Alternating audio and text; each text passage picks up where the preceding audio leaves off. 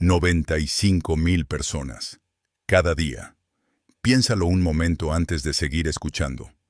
95.000 cuerpos que pasan por el mismo punto, que comprimen el mismo aire, que pisotean el mismo andén. Eso no es una estación de metro. Es una ciudad entera moviéndose dentro de un túnel. Y tiene un nombre que suena a promesa. Constitución de 1917.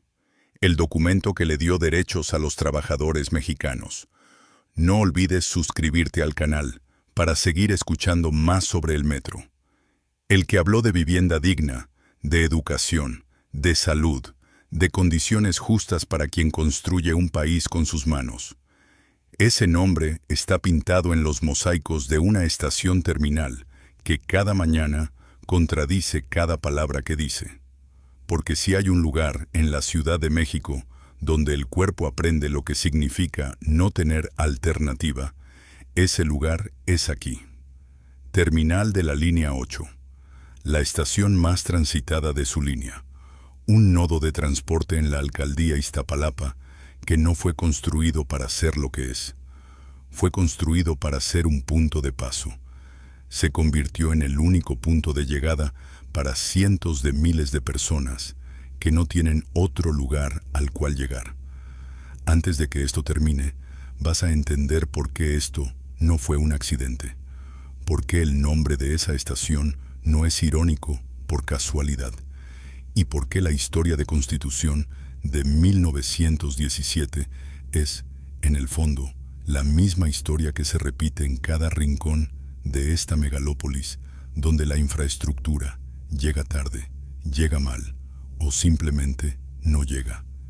Pero primero tienes que estar ahí, en el andén, a las 6 de la mañana, cuando la ciudad todavía no decidió si va a ser un martes o una catástrofe. El aire ya está caliente, ya hay gente antes de que abran las puertas, ya hay filas que doblan esquinas que no existen en el plano oficial de la estación, y el primer tren todavía no llega. Para entender qué es Constitución de 1917, primero hay que entender dónde está, no en el mapa del metro, donde aparece como un punto azul al final de una línea, en el mapa real, en el mapa de carne, Iztapalapa, una alcaldía de casi 2 millones de habitantes, una de las más densas, más pobres y más ignoradas de la capital. Una zona que creció durante décadas sin planificación suficiente, sin presupuesto suficiente, sin infraestructura suficiente, mientras el centro de la ciudad seguía acumulando lo que Iztapalapa nunca recibió: hospitales, universidades, oficinas, trabajo. La línea 8 del metro fue inaugurada entre 1994 y 1996. Nació para conectar el Oriente Profundo con el corazón de la ciudad, atravesando colonias que nunca habían tenido metro, llevando transporte masivo a zonas que lo esperaban, como quien espera agua en sequía. En papel, fue una victoria. En la práctica, fue el inicio de una trampa que todavía no termina de cerrarse, porque la línea 8 llegó, pero llegó hasta ahí, hasta Constitución de 1917. Y en ese punto exacto, el sistema decidió que era suficiente, que el metro había cumplido con llegar hasta ese borde, y que lo que estuviera más allá tendría que resolver su propio problema.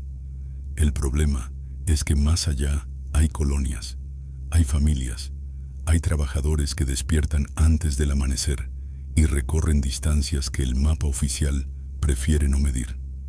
Un trabajador de las zonas más alejadas de Iztapalapa puede invertir entre 90 minutos y 2 horas en llegar a Constitución de 1917.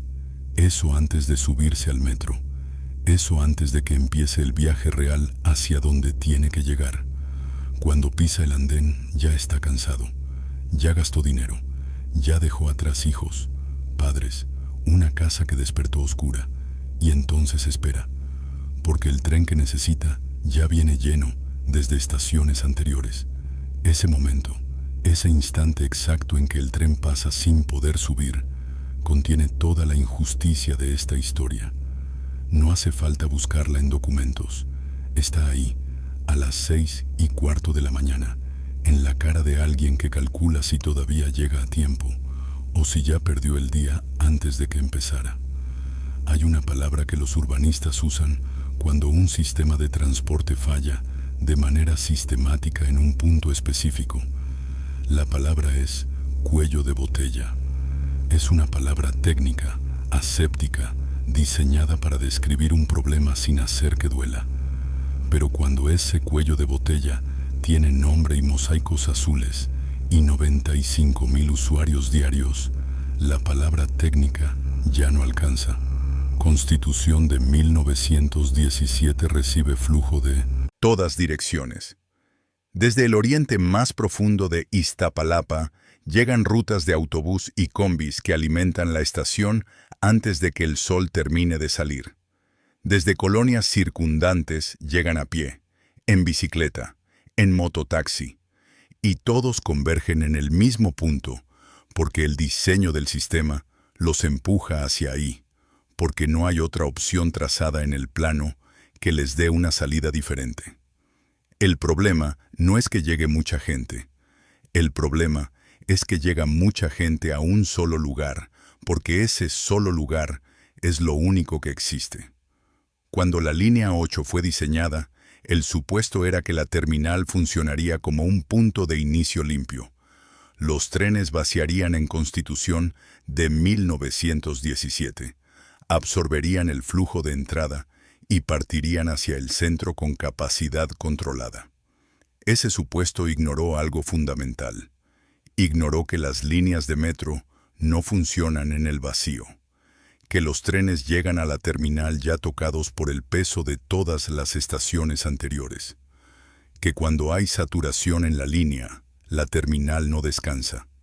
Se convierte en el punto donde la saturación se acumula, se condensa y explota. Y después llegaron las rutas alimentadoras. Más combis, más autobuses, más conexiones diseñadas para llevar gente hacia la estación sin construir ninguna salida alternativa para ese flujo. Cada ruta nueva que llegó a Constitución de 1917 fue presentada como una mejora. En los hechos, fue otro chorro apuntando al mismo vaso que ya no tenía espacio.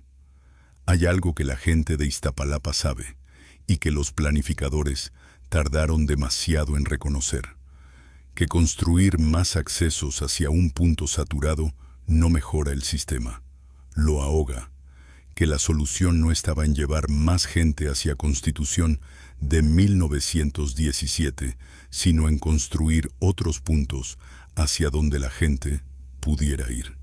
Pero eso cuesta más. Eso requiere voluntad política que sobreviva al cambio de administración. Eso requiere que alguien decida que las personas que viven en el oriente de la ciudad merecen el mismo nivel de inversión que las que viven en el poniente. Y aquí empieza la parte que más duele de esta historia, porque lo que ocurre en Constitución de 1917 no es negligencia ciega. Es el resultado de una decisión, de varias decisiones, tomadas durante décadas en oficinas que nunca olieron ese andén.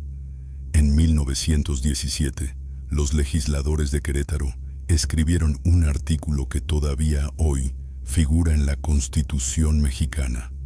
El artículo 4, que toda persona tiene derecho a la movilidad en condiciones de seguridad vial, accesibilidad, eficiencia, sostenibilidad, calidad, inclusión e igualdad. Ese texto existe, está vigente, y hay una estación de metro con ese nombre donde ese texto se viola 95,000 veces al día. Eso es lo que nadie dice en voz alta, que Constitución de 1917 no es solo un problema de infraestructura, es un problema de derechos, y que el Estado mexicano le puso el nombre de su documento fundacional a una estación donde esos derechos se incumplen de manera rutinaria, predecible y documentada. Piénsalo, el gobierno de la Ciudad de México sabe cuánta gente usa esa estación. Los números están publicados. En 2023, 95,000 usuarios diarios promedio. Ese dato no es una sorpresa para nadie que administre el sistema. Es una cifra que se actualiza, que se reporta, que aparece en informes. Y al lado de ese dato, existe otro dato que no aparece en los informes oficiales, pero que cualquier usuario conoce. El porcentaje de trenes que pasan sin poder subir porque ya vienen saturados desde estaciones anteriores. Aquí está el giro que esta historia lleva preparando desde el principio. Constitución de 1917 no está abandonada por falta de recursos.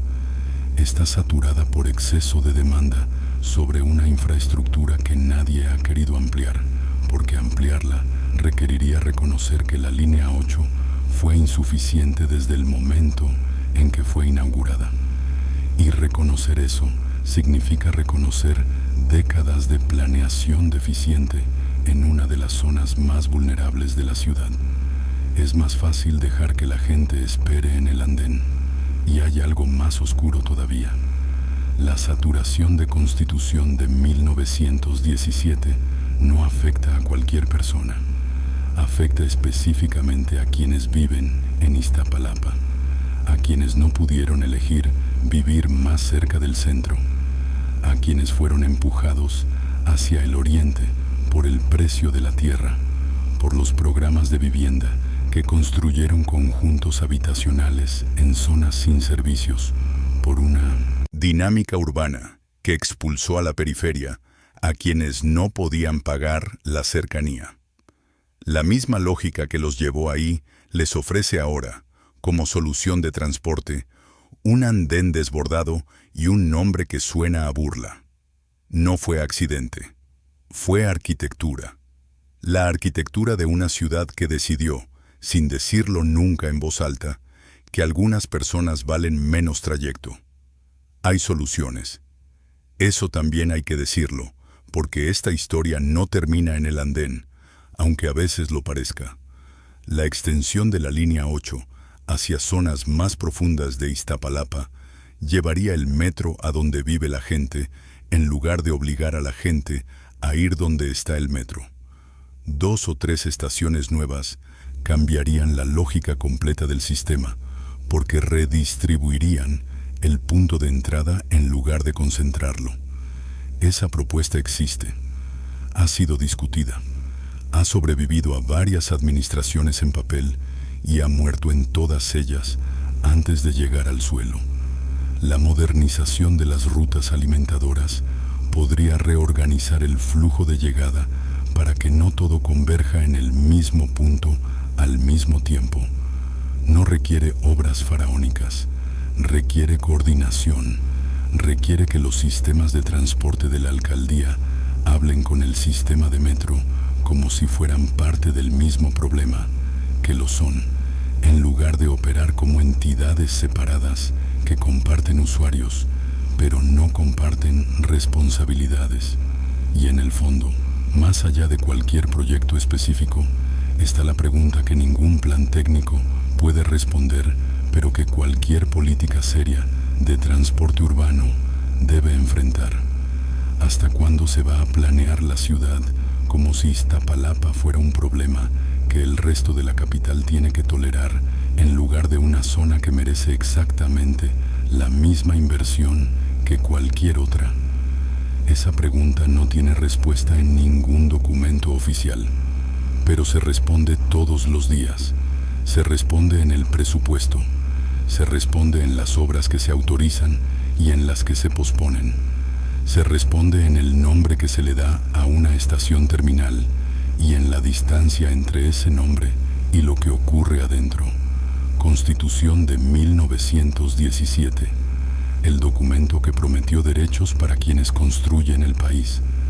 La estación que lleva su nombre lleva décadas demostrando que esa promesa tiene fronteras invisibles, que llega hasta cierto punto de la ciudad y ahí se detiene, exactamente como la línea 8. Mañana van a pasar por esa estación 95.000 personas. Van a cargar su cuerpo contra otros cuerpos. Van a calcular si llegan o si ya perdieron. Van a hacer lo que hacen todos los días, porque no tienen otra opción. Porque el sistema que debería moverlos, los tiene, desde hace décadas, esperando en un andén que nunca descansa. Y el mosaico azul con el nombre va a seguir ahí, mirándolos, sin pedir perdón.